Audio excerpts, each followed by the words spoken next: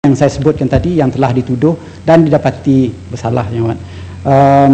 Sikit tengok.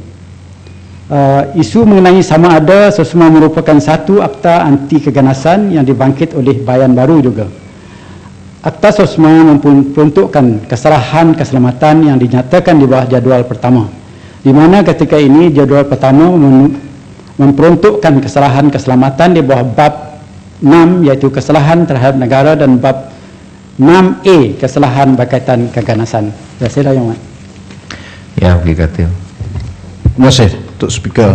Saya nak minta penjelasan sikit daripada Yang Berhormat Menteri berkaitan dengan jadual pertama, yang mana antara hujah saya semasa perbahasan tadi ialah soal kenapa kerajaan tidak confine ataupun tidak hadkan akta keselamatan atau kesalahan keselamatan langkah-langkah khas ini untuk tujuan keganasan bersenjata bagi memastikan keamanan dan kestabilan negara. Kerana kalau kita buka akta ini kepada kesalahan-kesalahan yang lain, bahayanya ialah kita seolah-olah tidak meletakkan kepercayaan kepada pasukan polis untuk menyiasat kes jenayah harian ni. Kerana pada saya, kalau semuanya dibuat secara tertutup, kita tidak tunjukkan kepada rakyat bahawa kesalahan-kesalahan tertentu ini ada satu kesalahan yang besar dan berat, dan biarkan mereka dibicarakan di hadapan mahkamah dan juga di kalangan rakyat, biar rakyat tahu bahawa undang-undang ini ataupun kesalahan ini adalah kesalahan yang besar, yang serius, dan bukan digunakan pendekatan tangkap mereka, simpan untuk 30 hari dan siasat. Pada saya itu mungkin tindakan ini boleh digunakan untuk mereka yang bersenjata, yang teroris dan sebagainya. Itu pada saya tidak tepat kalau ini jalan penyelesaiannya. Sebab saya lihat misalnya pengalaman dengan negara maju, Amerika misalnya buat Patriot Act ketika selepas terorisme, selepas mereka diserang 9/11, peristiwa 9/11 dan sebagainya. Bila mereka diserang, mereka buat Patriot Act dan akhirnya menyebabkan Republican kalah dalam pilihan raya. Tengok seperti mana Tony Blair, sama juga akta terorisme, kalah juga dalam pilihan raya. Maknanya mood rakyat di seluruh negara ini tidak lagi terikat kepada soal perkara ini mesti disorok di bawah kapet. Saya bimbang kalau kita buka jadual ini, dia akan jadi satu Pandora box. Kita buka satu kotak yang mana besok kalau kita tidak mampu nak tangani suatu kesalahan jenayah, kita pindah lagi, letak lagi di bawah jadual pertama ataupun jadual kedua kesalahan keselamatan, masuk lagi pelbagai kesalahan keselamatan. Jadi maknanya kita tidak meletakkan keyakinan, kita tidak reinforce dengan izin Datuk Yang Ketua kekuatan pasukan keselamatan kita. Pada saya kerajaan mesti ada perbezaan antara kesalahan yang datang sekali-sekala, misalnya kesalahan bersenjata ni, dan juga kesalahan sehari-hari, daily crime, kesalahan hari-hari ini perlu ditangani dengan cara adanya undang-undang kanun kesiasaan, adanya kanun tata cara jenayah dan sebagainya. Ini maksud saya, dan saya minta penjelasan dari Yang Berhormat Menteri supaya kita dapat memahami apa dia rasional, apakah tak mampu kita nak tangani kesalahan ini. Saya takut jadi catch all provision dengan izin Datuk Yang Ketua. Terima kasih. Terima kasih, Yang Amat. Sebenarnya bukan semua, Yang Amat. Apa yang Yang Berhormat sebut itu adalah secara tidak meneliti bahawa banyak lagi kesalahan-kesalahan di bawah Penal Code yang tidak ada di bawah SOSMA. Hanya kes di bawah 130 tadi sampai ZC itu saja yang dah letak di bawah jadual, yang lain itu tidak, Yang Amat. Jadi tidak semua kes dalam Penal Code ini dimasuk di bawah SOSMA. Jadi dalam keadaan sedemikian adalah tidak tepat mengatakan bahawa kes-kes kecil macam bermacam-macam lah kesalahan mendatangkan kecederaan, kesakitan kepada rakyat orang di bawah Penal Code itu diletakkan di bawah SOSMA. Jadi saya cukup yakin kerajaan akan berhati-hati untuk menambahkan kesalahan-kesalahan di bawah jadual itu, Yang Amat. Jadi kalaupun kerajaan membuat pada satu ketika nanti, Yang Berhormat ingatkanlah awal-awal bagi amendment, Yang Amat. Ini ada proses perundangan kita sendiri yang kita kena akur dan kita kena terima. Terima kasih Tuan Speaker, terima kasih Timbalan Menteri. Saya berbalik kepada jawapan Timbalan Menteri tadi, di mana disebutkan bahawa untuk kes di Sabah ada seorang anggota polis yang dipertuduh dan didapati bersalah. Persoalan yang saya ingin bangkitkan Timbalan Menteri berhormat adalah kita tahu bahawa masalah di Sabah tersebut itu bukan masalah yang kecil, di mana kita difahamkan lebih daripada 200 orang yang masuk ke dalam negara kita dengan bersenjata, membawa bukan senjata kecil, Timbalan Menteri yang berhormat, senjata yang cukup besar, senjata yang memang telah digunakan, yang telah pun membawa kepada kematian dan sebagainya. Tidakkah itu membawa satu persoalan kepada kita? Hanya seorang anggota polis yang dikatakan tidak melaksanakan tugas untuk perkara tersebut. Di sini kita sebut berkenaan dengan intelligence. Intelligence berkenaan dengan satu yang cukup besar, 200 lebih kurang yang kita lihat semua ahli berhormat di sini. Takkan satu pihak polis saja yang seharusnya mengambil berat ataupun in charge of intelligence berkenaan dengan perkara ini. Jadi saya nak tahu, adakah siasatan dibuat tersebut itu memang siasatan secara mendalam, rapi, sehingga kita bawa ke mahkamah satu anggota polis dan kita kata, ya, ini adalah jawapan dia. Orang ini yang ada maklumat tapi tak berikan kepada kita. Walhal ramai sangat yang datang, in fact it was almost a national disaster there, dan ramai yang meninggal. So adakah orang lain juga didapati disiasat? Pihak polis lain disiasat? Adakah satu siasatan yang menyeluruh diadakan untuk memastikan apa yang sebenarnya berlaku?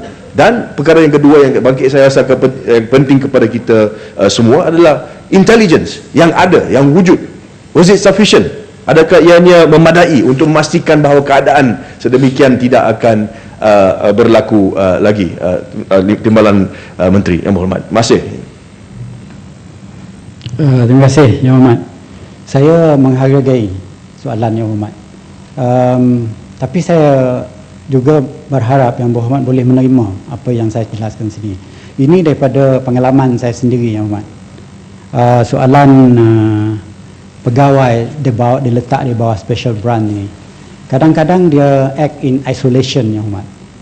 Saya pernah mengetahui di Sarawak berlaku 3 pegawai yang mengantarkan surat-surat layang berhubung dengan pertelingkahan di antara 2 kelompok orang Melayu. Ya, saya sebut 2 kelompok orang Melayu. 3 tahun perkara ini tidak diketahui. Padahal 3 pegawai ini duduk dalam satu bilik. Sebabnya sudah dibuat sedemikian rupa. Pegawai special branch ini reveal mana-mana maklumat yang dia akan dapat kepada orang-orang lain. Dia laporan biasanya direct kepada orang atasan yang reporting, dia mesti ada orang reporting officer dia sendiri. Kalau dia tak report kepada pegawai ini, tidak siapa pun yang mengetahui. Itu cara-cara special branch. Itulah kenapa kadang-kadang kita dapati bahawa kita sendiri, saya pernah betul-betul bunyi Yang Berhormat. Saya kata di Bandar Sibu, di mana saya buat operasi sebagai polis field force dulu, di Bandar Sibu orang polis mati kena bunuh, bahkan special branch pun mati kena tembak tengah bandar. Bila ditanya, special branch mengetahui perkara ini bakal berlaku dan mungkin berlaku. Tetapi kenapa pula pegawai-pegawai polis dari police station, pegawai polis yang beroperasi sebagai polis field force tidak mengetahui maklumat sedemikian? Jadi masalahnya adalah secrecy among them yang menghadkan penyebaran maklumat ini kepada banyak orang. Tunggu saya belum habis. Terima kasih. Jadi dalam keadaan cara mereka mengendalikan tugas, akhirnya apabila terdedah saja barulah kita mengetahui bahawa ada perkara itu berlaku. Jadi itulah macam term of reference tiap-tiap special branch yang melakukan tugas. Satu, yang kedua, Menteri, jelas sikit. Tunggu, saya belum habis, nanti terlupa saya. Yang kedua, berhubung dengan soalan penembusan di perbatasan. Sebenarnya kita tidak mempunyai pemantauan umpamanya radar sistem dan mempunyai satellite monitoring sistem di antara perairan yang mana yang dekat sekali 20 minit saja naik bot daripada selatan Filipino sampai ke Sabah. Jadi dalam keadaan sedemikian macamlah berlaku juga di mana saya sebut tadi, special branch pada zaman 60-an, 70-an dan pertengahan 80-an memang top class. Tetapi malang sekali, yang daripada Kalimantan 1,000 lebih masuk ke batasan Sarawak tak boleh diketahui juga. Sebabnya dia hanya menyeberang sempadan tanpa benteng, tanpa pagar dan sebagainya. Jadi yang memang adalah hampir boleh dikatakan memang satu masalah besar. Tetapi selepas insiden di Lahad Datu, barulah kita tercari sistem yang boleh memantau ini.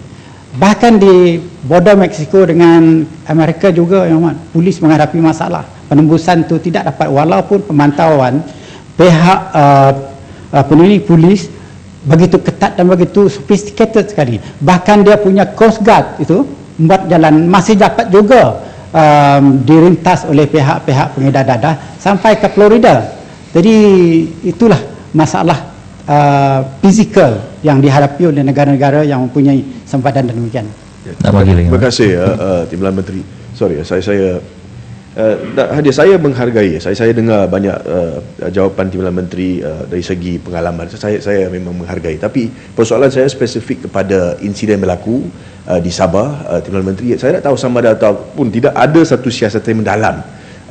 Kita ada undang-undang seperti SOSMA dan sebagainya, dan seperti mana saya dengar dalam Dewan ini, tujuan undang-undang tersebut adalah untuk kita boleh dapat gather information, more information on whoever is responsible dalam keadaan sedemikian. Jadi keadaan ini memang berlainan daripada keadaan yang biasa kerana ramai sangat senapan senjata api yang ramai sangat. Jadi bila kita sebagai kerajaan kita hanya ambil tindakan terhadap satu orang, nampaknya seolah-olah kita tak serius. Nampaknya seolah-olah ada perkara-perkara sebaliknya yang kita timbulkan, kita sorokkan. So, saya tidak nak satu keadaan di mana rakyat memikirkan bahawa keadaan itu memang pelik, di mana 200 lebih ada perang, seolah-olah perang, ramai sangat yang mati, lepas tu kita ada satu orang yang ditangkap dan didapati bersalah. Jadi soalan saya, adakah satu siasatan menyeluruh diadakan untuk kita just for clarification, Timbalan Menteri? Terima kasih. Menteri, perkara yang sama. Saya nak tanya sikit. Menteri, saya nampak sekarang seorang korporal, berpangkat korporal saja ditangkap dan didakwa. Dia walaupun dia special branch, mungkin dia sudah dapat information, tapi dia tidak mengikut menteri, adalah tidak pas kepada higher ups. Tapi saya rasa macam ini. Isu ini adalah chain of command. Dia sudah dapat information. Kalau seorang special branch yang well trained, dia akan terus pas kepada dia punya higher ups.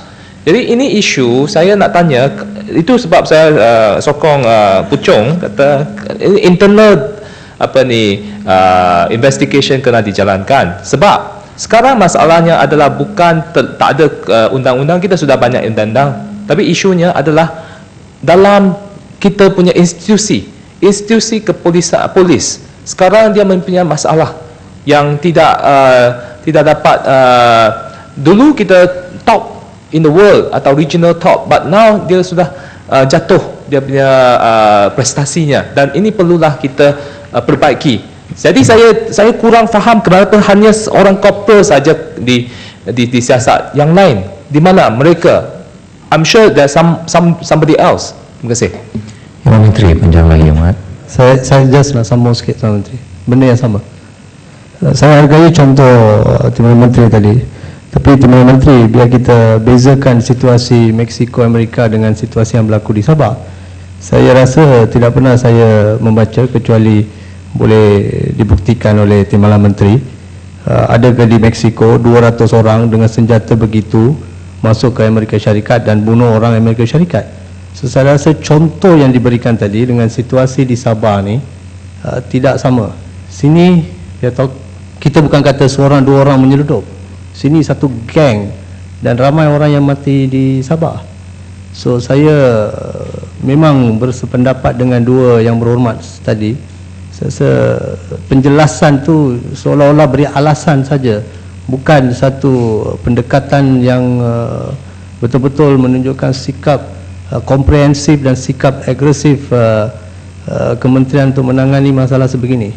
Beri penjelasan Timbalan Menteri. Terima kasih. Ya Ahmad, sebenarnya ya Ahmad, itulah saya sebut tadi. Apabila saya masuk ke dalam kementerian ini, soalan yang pertama saya sebut ialah soalan intelijen ya Ahmad.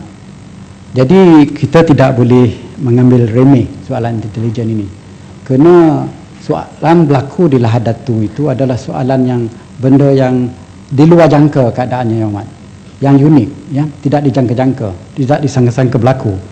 Dan bahawa kalau kita lihat juga keadaan suasana di kawasan tersebut, iaitu trafik with dua negara tersebut berdekatan yang begitu frequent sekali. Jadi makna dia Yang Amat, orang yang boleh datang seperti itu mungkin menggunakan 2-3 bot sekali-sekala, bukan menjadi satu pandang masalah yang apa dikatakan mengherankan. Dia kerap berlaku, dia tiap-tiap masa berlaku. Jadi dalam keadaan sedemikian, dahulunya tidak pernah pun berlaku, hingganya Sultan Jamalul Kiram tu nak menawan Sabah. Jadi itu perkara yang unik yang saya sebutkan Yang Amat. Walaupun saya menggunakan contoh sophisticated mana pun kita punya kawalan di sempadan yang terbuka luas macam Sungai dan Kuala, kita tak boleh juga memantau panjang masa Yang Amat. Mereka begitu canggih sekali, boleh ditembusi juga Yang Amat. Bawa kapal besar-besar sampai ke Florida, sampai Miami. Ini adalah laporan dalam CNN Yang Amat. Jadi jangan Yang Amat mengambil remeh tindakan kerajaan. Selepas itu memang kita melihat yang kenapa kita tubuhkan ESKOM, oleh kerana untuk pemantauan terperinci, tindakan terperinci. Jadi itu yang saya tak nak layan lagi perkara ni Yang Amat, kerana dia ada luar undang-undang ni Yang Amat. Saya layan oleh kerana saya suka juga kena tanya. Ya, panjang lagi Yang Amat.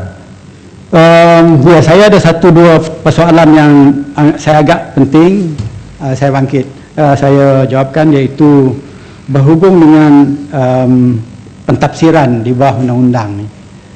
Semalam masa berbincang bahas Yang Berhormat daripada Padang Serai mengatakan apabila kita melihat undang-undang, kita akan menginterpretasikan undang-undang berlandaskan apa yang kita lihat dalam the four corners of the act. Jadi makna dia, interpretasi dia akan melihat daripada sudut kata bahasa, daripada sudut rangkaian kata, dan mungkin juga apakah benda-benda lain terlibat sebagai konsep untuk menginterpretasikan undang-undang. Jadi Yang Berhormat juga bangkit dalam masa yang sama, bangkit jaminan tidak dapat diterima oleh kerana yang undang-undang ini tidak digunakan untuk kes-kes lain, tapi untuk kes keselamatan saja. Maknanya Berhormat menerima hakikat kalau kes ini diguna kepada hal-hal keselamatan dan tidak menerima kalau kes ini kalau SOSMA ini diguna untuk kes-kes yang di luar keselamatan. Jadi berhubung dengan interpretasi ini Hormat, sebenarnya kita mencukupi Hormat. Soalan undang-undang, menginterpretasikan undang-undang ni, soalan pertama ialah kita kena melihat keadaan environment sebelum kita menginterpretasikan statute. Jadi yang kedua, apakah kesannya, kenapa undang-undang ni dibawa ke parlimen untuk diluluskan? Oleh kerana dorongan daripada keadaan itu, undang-undang ini dibawa oleh kerajaan dan undang-undang itu untuk menangani situasi tersebut. Jadi jaminan yang kita beri dalam parlimen, kata Yang Berhormat, dahulu pun ISA diberi jaminan juga, tapi tak pakai. Lepas itu diguna kepada pihak orang politik juga, bukan hal-hal keselamatan per se, Yang Berhormat. Jadi saya nak bangkit sedikit lah, panjang cerita sikit Yang Berhormat menjawab ni. Oleh kerana kalau kita lihat apabila ISA dulu dilulus dan dibawa ke parlimen, ada jaminan-jaminan tertentu. Apabila cabaran dibuat di parlimen untuk mempertikaikan bahawa ada jaminan-jaminan tertentu yang undang-undang ini tidak dipakai kepada kes-kes yang tersebut, tetapi jaminan itu tidak boleh didapati dan tidak boleh diselidiki. Oleh kerana interpretasi undang-undang yang Berhormat sebut ialah within the four corners of this act. Tapi pada tahun 1990, Yang Berhormat, saya cukup yakin Yang Berhormat tahu ada kes yang dikatakan Paper and Heart yang diluluskan oleh House of Lords di England, yang mana kita boleh mengetahui the intention of Parliament to pass a law dengan melihat ke belakang apakah janji-janji kerajaan, apakah janji-janji menteri berhubung dengan undang-undang tersebut. Dan janji-janji itu dahulunya sebelum kes PPN Hart ni dihakimkan di House of Lords, kita tidak boleh menyelidiki, berlandaskan iaitu mahkamah tidak boleh infringe the right privilege of parliament dengan melihat handset. Walaupun Lord Denning memberi garis panduan macam mana boleh kita mengambil handset itu digunakan pakai sebagai menunaikan janji-janji itu kepada masyarakat. Tetapi apabila kes ini dibawa, jadi janji-janji itu tidak dapat dapat diperkenalkan kepada hakim untuk mempersuade hakim bahawa janji-jangi menteri, janji kerajaan masa undang-undang ISA itu dipakai. Jadi itu zaman yang telah berlalu, ya, apabila PPN Hart diluluskan, iaitu pada tahun 1990, dan seiringan dengan itu kita punya akta tafsiran juga dipindah untuk menerima PPN Hart, iaitu bahawa apabila tiap-tiap menteri membuat perjanjian dalam satu undang-undang yang termasuk dalam handset, pihak peguam, pihak hakim boleh membaca handset dan menggunakan, mendedahkan bahawa inilah janji kementerian. Jadi tafsiran undang-undang bukan saja berlandaskan within the four corners of the act, tetapi juga melihat the environment of the act, why it was passed. Dan kedua, melihat apakah diberitahu, penjelasan diberi oleh pihak menteri bahasa menentang undang-undang tersebut.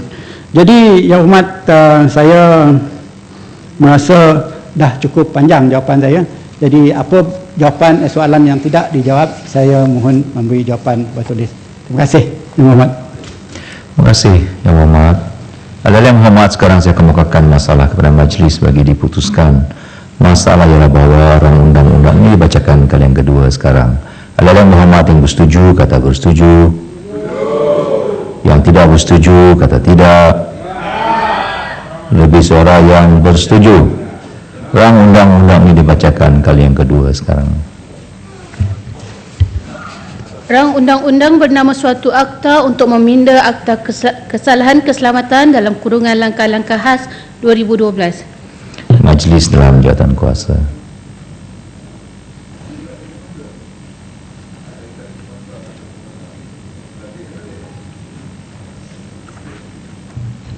Fasal-fasal 1 hingga 4. Fasal-fasal 1 hingga 4 jadi sebahagian daripada rang undang-undang. Nah, saya melihat tadi tu